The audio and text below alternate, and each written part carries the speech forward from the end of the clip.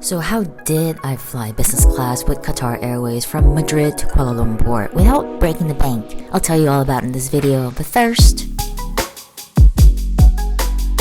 Look, I don't make bank, nor do I come from money. Additionally, cancer is expensive. I was out of work for almost 2 years, and if you've ever had to regain your income streams with non-conventional work, you know how challenging it is playing catch up. One thing I did benefit from all of these medical bills and life expenses are the rewards you get from credit cards. I'll go into some details in the video, which you can see are divided into chapters. If you want to skip ahead to see how much I paid for my Qatar business class flight or what kind of seats they were, yeah, they are different types of seats. You know what to do. When it comes to earning rewards and perks and stuff, credit cards have been my best friend. Where you earn, as in which country you can qualify for a credit card, obviously makes a difference in terms of which cards you can get. The 2 cards I mentioned in this video are issued in Hong Kong. I was living in Hong Kong at the time, and the best credit card for me at the time was the American Express Cathay Pacific Elite credit card. Because they were partnered with Cathay Pacific Airlines directly, your miles conversion are just keeps better than transferring from a different bank over to whatever airlines you're going to use it for. Now, they had since rebranded this card to American Express Explorers credit card and changed how miles would be earned since it was no longer an exclusive partnership with Cathay Pacific. Side note, one really cool thing about this card issued in Hong Kong gives you access to the Plaza Premium Lounges throughout some international airports. You got to check the lists. Just go to plazapremiumlounge.com and you will see a network of international airports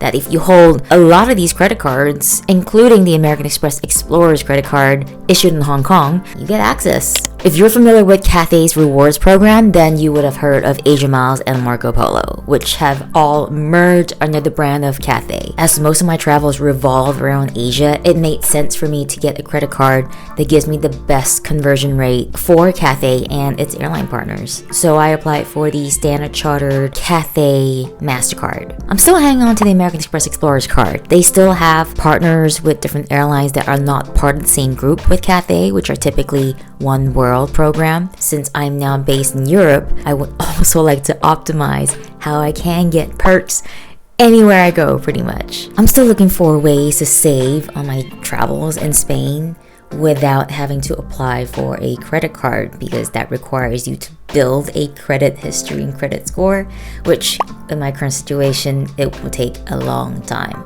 When I find out, maybe I'll share it.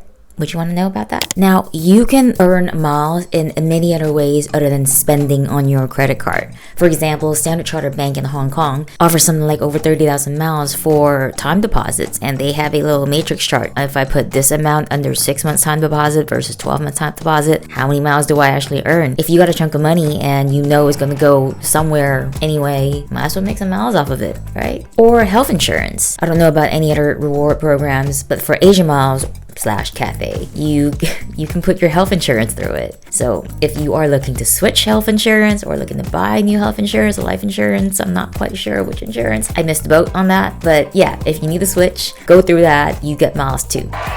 Or you can dine at specific restaurants and earn miles through that. I used to do that in Hong Kong. I used to have a list of dining partners with Asia Miles, and I would have that saved on my phone because you can save in your wallet. So if I'm going to grab a cup of coffee or going out for my favorite dinner or something like that, I'm busting that out. No shame, dude. Dining out is expensive now. I better get the most of it. Bottom line is, there are a lot of other options for you to earn miles and optimize your way of getting perks. What's the point of all these bonus points and reward points and stuff if you don't use it to what you need? Just remember to pay your credit card bills on time. Late fees are 100% avoidable if you stay on top of it. My favorite part, flying business class on long-haul flights, is probably the best redemption for me. For my most recent flight, a one-way flight from Kuala Lumpur to Madrid, I say one-way, hear me out later, with a layover in Doha, I paid 70,000 Asia Miles plus 4,209 Hong Kong dollars in taxes, fees, and surcharges. And that's about 493 euros or 536 US dollars. Now, you may be thinking, dude, that's like a one-way flight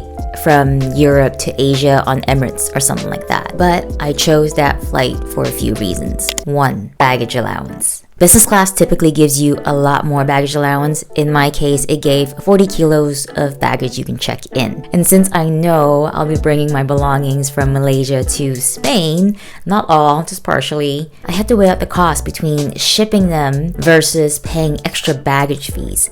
And you know how airlines suck you dry with these extra baggage costs. And it costs a lot for me to ship what I had over here. So adding extra 20 kilos to my flight is kind of where I even out the cost there. 2. Flight availability. There weren't any direct flights from KL to Madrid when I was looking for my flight, and I know I'd have to be stopping somewhere. It depends on the airline you choose. If you're flying with KLM, you typically stop in Amsterdam. If you fly with Emirates, you're definitely stopping in Dubai. I used to fly a lot for work. I've lived in Dubai and I used to stop in Amsterdam a lot. So much so that I know for sure I don't want to be in this airport anymore. They're typically way too busy, and I've had pretty awful experiences in both airports, so it's kind of left a bad taste. By flying with Qatar, I'll be stopping in Doha's Hamad International Airport. Additionally, by flying business, you get access to the business class lounge at the airport, which is calming, spacious, and there are different things that you can do at this airport. Like,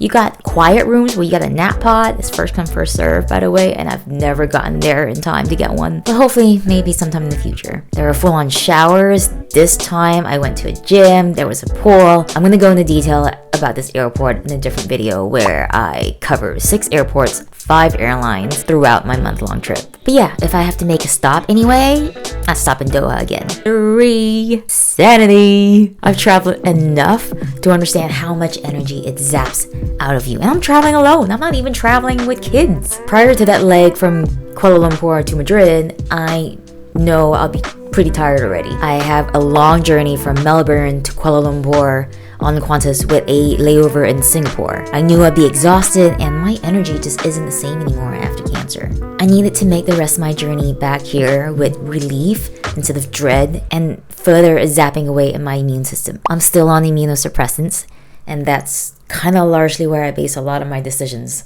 around. Business class seats. So one of my favorite seats on business class so far with Qatar are the Q suites. This is my second time flying with Qatar business class. The first time was a long haul as well, from Hong Kong to here, actually exactly a year ago. That was also an Asia Miles redemption. I did not expect to fly in the Q suites. I thought that was like a first class thing, but it turns out that even if you book business class, if you're lucky and you get on the right plane, or if the right plane flies you on your particular flight, you will get to experience Q suites, which kind of might feel like the first class on Emirates, which I have flown before because I got bumped up. It was awesome. I was flying from Dubai to KL at the time and they upgraded me. Wow, such a treat. But Q suites don't exist on every single plane that you fly on. You really have to look into details which plane you're going to be on. Boeings, the Airbuses, and even within Boeings and Airbuses, they got different models.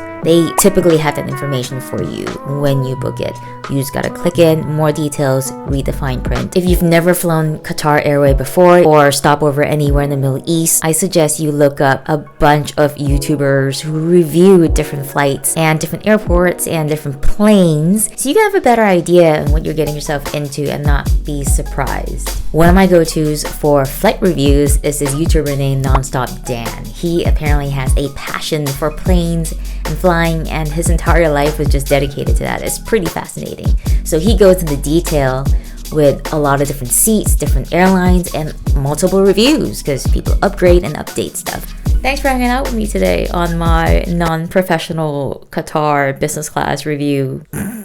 I'm still on this journey of trying to save where I can and earn where I can and just optimize different things to enrich your life.